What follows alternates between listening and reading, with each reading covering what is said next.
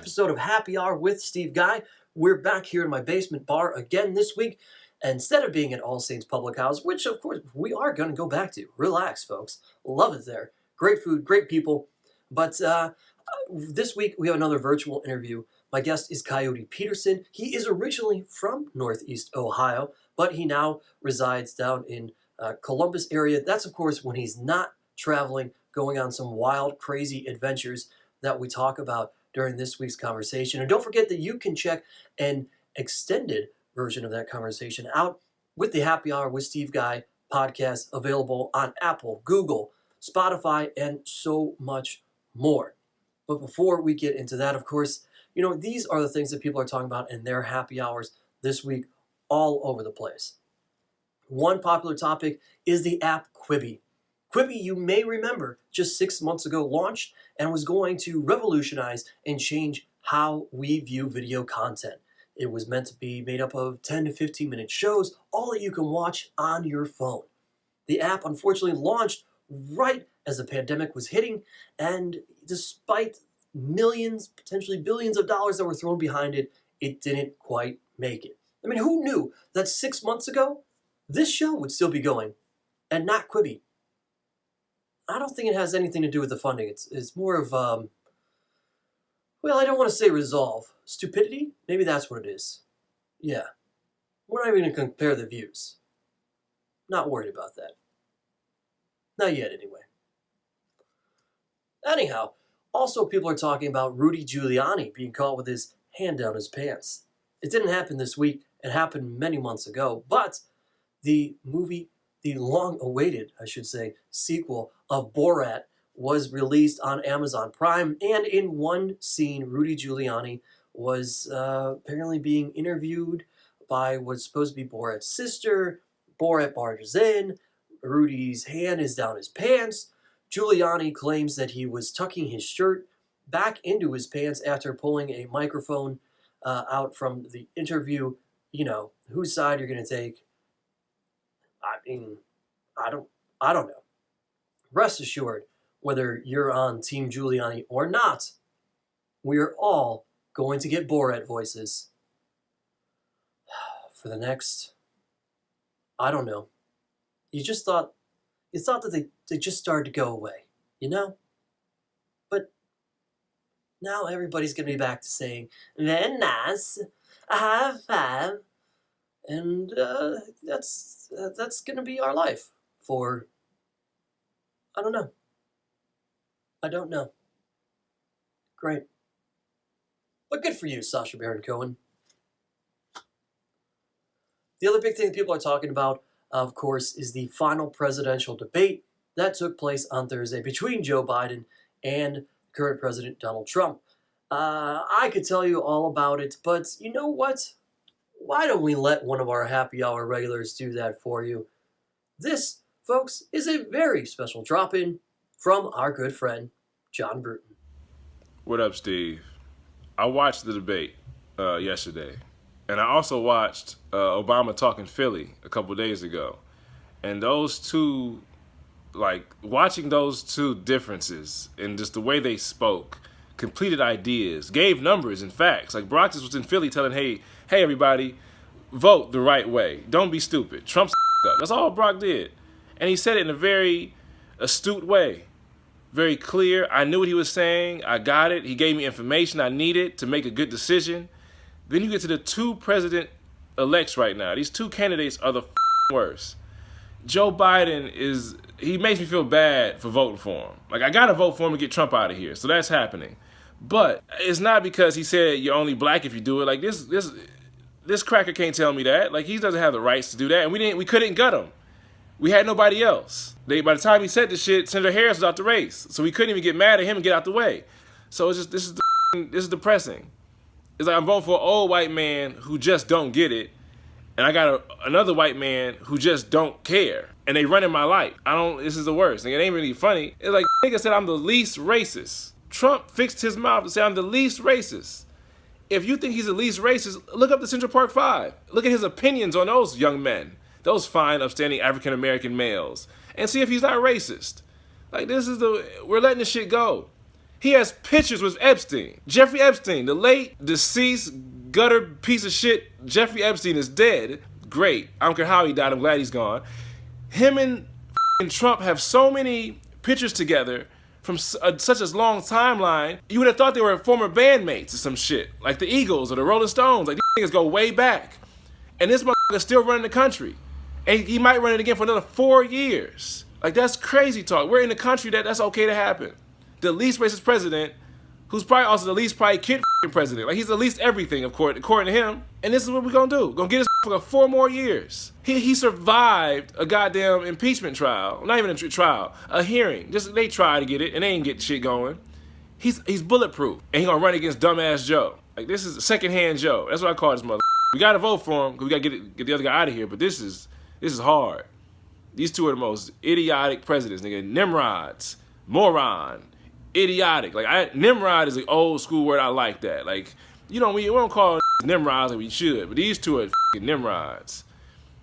This is the worst. And every time they talk about black shit, it goes back to prison. Like what niggas do. That's these fucking idiots. And nobody's assassinating no more. That's crazy, right? Well, as you can see there, John Bruton, very excited and looking forward to the future of our great nation. Let's shift gears there. Maybe make it not so serious, and let's get into this week's conversation. Here it is with Coyote Peterson. All right, joining me for a happy hour right now, he's got a book out, Beast of Bites, and well, tomorrow, if you're watching this today on Friday at Brave Wilderness on YouTube, you can watch a video about the timber rattlesnake. But most importantly, he's got so many more stories than that. I'm joined by Coyote Peterson. Welcome to Happy Hour. Hey, thanks for having me. Excited to be here. But before we get into all this enamor that you have with animals, what's your happy hour drink of choice? A man of the wilderness. Definitely always default to the old fashioned. In any instance, if it's what drink can I fix you? If you can do an old fashioned, you can do it well. I'm definitely going for the old fashioned. Now, you're not a stranger to a lot of bites. Does this come in handy? You know, like when we see old timey videos and movies and things where they always got the whiskey or something like that to help them through. You know, I've never incorporated that into a post bite or post sting scenario, but now that I think about it, it probably couldn't hurt. Let's just put it that way. I will say, after a number of these things, once we've got the episode in the can, the crew and I definitely go out for beers after we've gone through some of these arduous expeditions. Yeah, you've had quite a few of them. A lot of people don't know. First of all, let me say this: the YouTube channel, you guys have over 3.5 billion views. I think that's gonna sink in for people because we're not talking millions, billion views. That's incredible. And you started out, you're a guy from Newberry, Ohio. Yeah.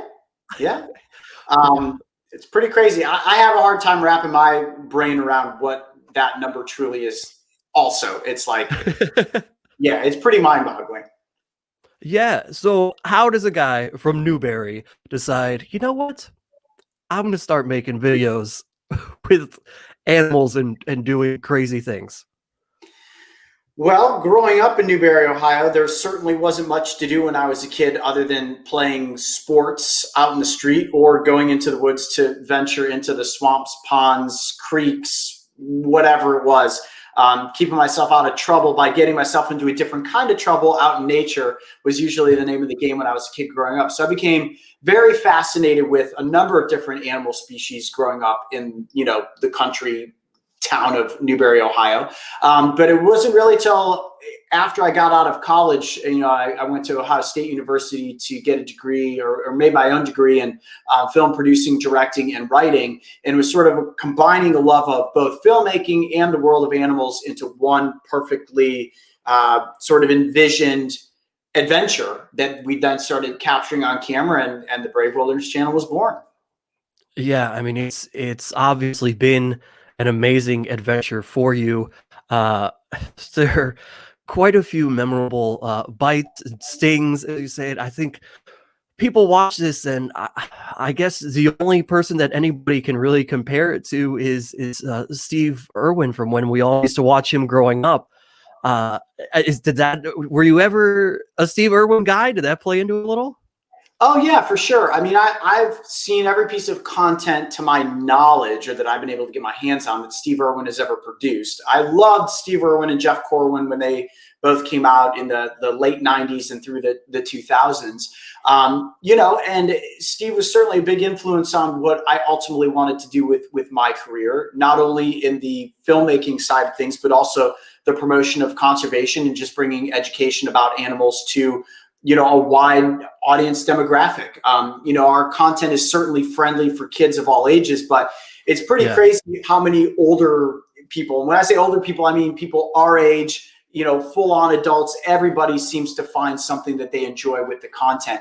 And while certainly the bite and sting stuff is pretty popular, it really only makes up about 2% of the content that we produce on the Brave Wilderness channel. But where it's really effective is in bringing people to the channel, and then they realize, whoa, there's an entire world of other animal content where I'm not being bitten and stung by stuff that is super well produced content, and that has a great educational and conservation message behind it. Yeah, I was going to say, do you think that it's probably the curiosity of folks that lead them to you, like, oh, what kind of danger is this guy going to get into? Is something going to happen? And Yes, there's always that element. And certainly one of the things that made Steve Irwin as popular as his show was, is I think people were always expecting him to get bitten by something, right? And, right. I say this a lot of times in interviews. I wouldn't be a very good wildlife presenter if I was accidentally getting bitten all the time. And Steve had his fair share of bites or close call run-ins. But with me specifically, I'm actually really good at not being bitten and stung by things. So it's just kind of ironic that it's the bite and sting content that ends up being the most popular. I don't know why that is, but hey, if it gets people to the channel and keeps them entertained and is giving them an education at the same time, I'm more than happy to do it. It's you're a father, right? Yes. It's that thing where the kids love to see you get hurt. I'm an uncle, and I know that the nephews and nieces love it when Uncle Steve gets hurt somehow, and they think it's hilarious. I don't know. It's funny that I never would have expected kids to get such a kick out of watching a full-grown man roll around on the ground in pain after getting bitten or stung by something. But that comedic element, I think, helps make it more acceptable, especially for parents. And I've had a number of different parents come to me and say, because of the stuff you've gone through, my kid is now tougher and braver because he sees what you go through. And then they say to themselves, well, if Coyote can get through it, I can get through it. So that's not a formula that we originally anticipated, and at first when we started releasing the bite and sting content, we're like, man, is this going to really turn the audience off? Are parents going to be angry that they're seeing me go through something this extreme and that their kids are going to get scared? If their kids think it's funny and they're learning something, by all means, again, happy to do it and glad that they enjoy it. Well, not only do you have the video content, but you have expanded into the published book world now with the new one coming out here with Beast of Bites. Tell us about that. So, what's cool about the Brave Wilderness brand, or at least I guess I think is cool, and all of my employees think is cool, is, we've been able to expand Brave Wilderness so far beyond just a YouTube channel, like all the different outlets that we've managed to expand to. And certainly the literary world is one that we feel is very important. Kids absorb a lot of content. I shouldn't just say kids, I should say all people absorb a lot of content online, just through the internet or through watching videos. But I still believe that reading books is incredibly important. So the literary arm of Brave Wilderness now has, we've got 5 books published in total. Beast of Bites is the newest book, which chronicles, of course, a lot of, or I should say the top 10 bites that I've gone through. And the book gives you a lot of insight behind the scenes as to how we came up with the concepts for the videos, how we produced them, and then, of course, some of the after effects that happened with these bites that you don't necessarily see in the episodes themselves. Okay, very cool. And let's talk about newest episode that you got coming out Mhm. tomorrow, Saturday. The timber rattlesnake. You're gonna go. You tell me inside what's inside the rattler of a rattlesnake. Yeah. So the timber rattlesnake is probably one of the lesser known rattlesnake species in the United States. And they're primarily found sort of throughout the Appalachian Mountain area from southern Ohio all the way down into the Carolinas, I would say. Wow. And they're a very big snake, a very cool looking snake, obviously a very dangerous and very venomous snake. But with rattlesnakes specifically, we've done a number of different episodes, but we've never really dove into what's inside the rattle of a rattlesnake. Why does it make that noise? What is the function of the rattle, and what's exactly inside it, or is there anything inside of it at all? So the episode that comes out tomorrow takes you on an incredible journey to show you just how hard it was to find these snakes. And then, of course, we sum it up by showing you what's inside that rattle. What a crazy, interesting. It is not a scenario that I would like to be in terms of, because I mean, you have to catch the snake before you find out what's in this rattle. So, I good for you, but I don't envy this position. This is something that is truly unique, and obviously I applaud you. Well, when you As see what it takes to catch timber rattlesnakes, it is pretty difficult. The spot that we had to get to actually find these snakes. And just for the purpose of yeah, mentioning, don't worry, no snakes are harmed in the making of this video. Nobody's cutting off rattlesnake rattles or cutting into the rattle. There's actually quite a twist when you learn the true science behind the rattlesnake rattle. And I just figured it's important to mention that no snakes are harmed in the making of this video. that's very interesting. So all right, we'll wind this here down. But again, make sure you check out bravewilderness.com and Brave Wilderness, the YouTube channel, for everything that Coyote is doing. Give me, if there is a moment that sticks out to you, or a couple where you actually felt like, yeah, this is pretty dangerous, or this is pretty crazy what I'm doing here. What would those be? I would say probably I get asked a lot of times, Coyote, what are you afraid of? And I don't want to come across trying to sound like a tough guy and saying I'm not afraid of many things, but I'm not afraid of many things. The thing that was probably the most terrifying for myself and my team is encountering a mother grizzly bear and 3 of her cubs on the side of a river in Alaska, in middle of nowhere, Alaska. I'm not talking about we're in a park. I'm talking we were miles and miles and miles off of back logging roads. And I don't know if you've ever seen the movie The Revenant with Leonardo DiCaprio, Yeah. but if you have, you know what happens when you stumble upon a mother bear. And if she decides to get defensive and eliminate the threat, you're in for a very bloody, very painful, quite possibly life-ending encounter. Fortunately, our scenario did not end that way, and we were able to scare the bear off. But man, nothing is more terrifying than encountering a 500 to 600-pound mother grizzly bear and her 3 cubs. And we aren't talking baby cubs. We're talking like second-year cubs that were about the size of German shepherds. So we're talking Oh like wow. 4 pretty good-sized bears, and it is a very scary scenario. Wow. Well, Yeah. the book is called Beast of Bites. Again, bravewilderness.com and Brave Wilderness on YouTube for everything. Coyote Peterson, thanks so much for swinging by happy hour. Hey, thanks so much for having me. Great chat there with Coyote Peterson. Make sure you check out bravewilderness.com for all sorts of fun that he has going on, and you can purchase any of the books that he has out there, as well as many other things. Plus, check out the Brave Wilderness channel on YouTube. How are we doing here? Can I pull off this Coyote Peterson look? What do you guys think? I mean, I like it. I think it's like I got like a Dr. Alan Grant thing going on, maybe from Jurassic Park. Just throwing it out there. Just saying. Well, look, we've come to the portion of the show called Here's to You, where we give cheers and say here's to you for people who maybe deserve more props or kudos than what they've been given. And I think there are 2 women out there who have not gotten the props that they deserve. Maybe we're not talking about them enough. This goes to Savannah Guthrie from NBC, who held down the Donald Trump town hall show. I don't know what you would call it. Town hall thing. Whatever. She was there. Savannah Guthrie hosted the Donald Trump town hall a couple of weeks ago on NBC, and she did a great job of it, making sure that he tried to stay on point, and she tried to get as many questions answered as possible. And the other woman is Kristen Welker. She was the host of the final presidential debate, and she has gotten some kudos, but we want to make sure that she gets even more because she did as good of a job as possible, especially coming off the heels of that original initial debate, which everybody thought was just a mess.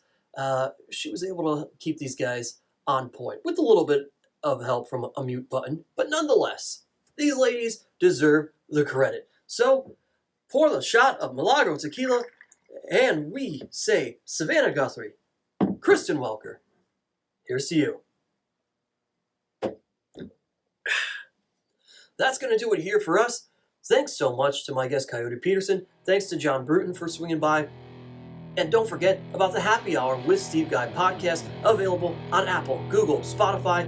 This week we have an extended conversation with Coyote Peterson. We get a little bit more into him growing up in Northeast Ohio, and so much more in terms of his adventures. And most importantly, hey, thanks to all of you for swinging by. Happy Hour with Steve Guy.